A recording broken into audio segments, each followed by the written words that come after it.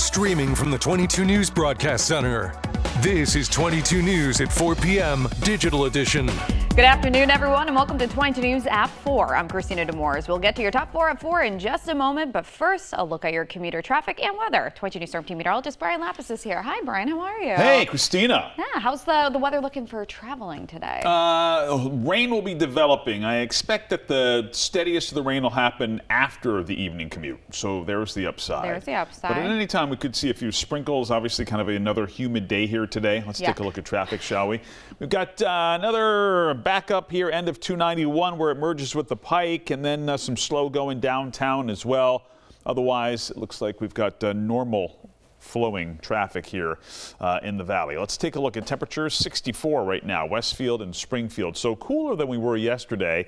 65 in Springfield and Greenfield, and temperatures are substantially cooler right now in the Berkshires. 49 in North Adams, 50 in Pittsfield, 55 in Great Barrington. And that's the story here, that cooler air is going to start oozing in here as we move through the evening hours and overnight. There have been a couple of showers. You can see a couple of showers right now over the lower Pioneer Valley. Steadier rain develops tonight. Cooler, damp day here tomorrow. We'll track it with our 22 News Storm Team forecast. All right, thanks, Brian. A man from Great Barrington has pleaded not guilty for threatening to kill President Donald Trump. Earlier today, 45-year-old Andrew Emerald was taken into custody after barricading himself in his apartment. Emerald was being investigated by the FBI for posts he made on Facebook. A federal grand jury indicted him on 8 counts of interstate transmission of threatening communications. Emerald pleaded not guilty to all charges. If convicted, he faces a maximum penalty of 5 years in prison. A Springfield federal court judge today ordered Emerald held at Ludlow Jail before a detention hearing on Monday. His next court date after that will be on June 10th. In Vermont, the suspect from a double shooting in Holyoke was arrested. That shooting happened on the night of March 6, where 2 victims were found on Pine Street and brought to the hospital for their injuries. Police began investigating a 17-year-old Holyoke boy as a suspect, and on March 26, that suspect was arrested during a traffic stop in Vermont and brought back to Holyoke. He is being charged with multiple counts of assault and battery, among other charges.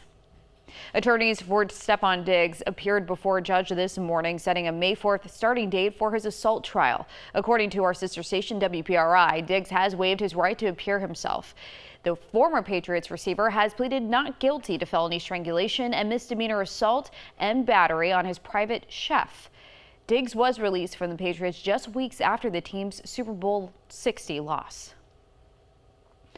A new bus patrol program in Chicopee has issued over 30 warnings since it was implemented last month. The new AI-powered cameras on school buses are meant to identify and ticket drivers who illegally pass stopped school buses. Since its launch, 50 incidents were reported, but only 35 were found to be violations.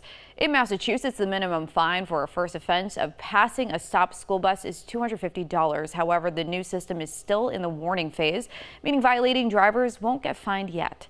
Ticketing enforcement was supposed to begin today, but has been delayed to an unspecified date. Let's get to another check of today's weather with Brian Lapis, who is here. Brian, what's going on today? Wet weather all around us, and it looks like we'll eventually get into it. In fact, in some places, it's already raining. You can see a little batch of showers here south of the Mass Pike, Hampden County, even in parts of eastern Hampshire County. There's heavier rain to our south, and there is more rain off to our west. So let's take a look into the future and show you what happens here with our 22 News Storm Team Skycast. 5 o'clock here this afternoon. Mostly cloudy, chance for some showers between 5 and 7, some rain developing. And as we go through the evening hours, 9 o'clock, drizzle, some scattered showers, and then more sizable rain. Steadier rain comes in around and after midnight. You can see it here. And this is also going to be the sign of some colder air moving in. In fact, if you look closely, you can see a little sleet mixing in with the rain in our western hills here overnight into early tomorrow morning. Here's 10 o'clock tomorrow morning, still raining. So steady rain tapers off during the morning hours, and then it's drizzle and scattered showers for the rest of the day here tomorrow. So damp and cooler. Temperatures won't make it out of the 40s we expect here tomorrow. We'll track it and what's ahead for the weekend on 22 News starting at 5.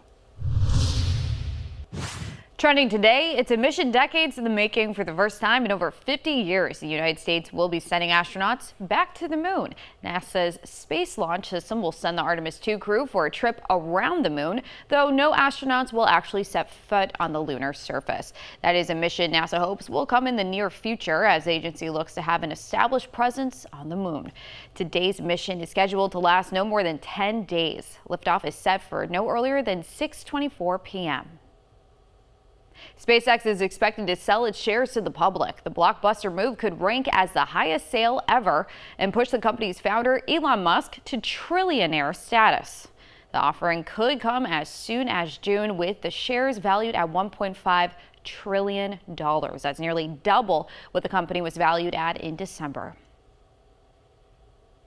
Now for a look at what we're working on for 22 News starting at 5. Federal, state and local officials met to discuss the future of Compass Rail. We'll explain where the project now stands.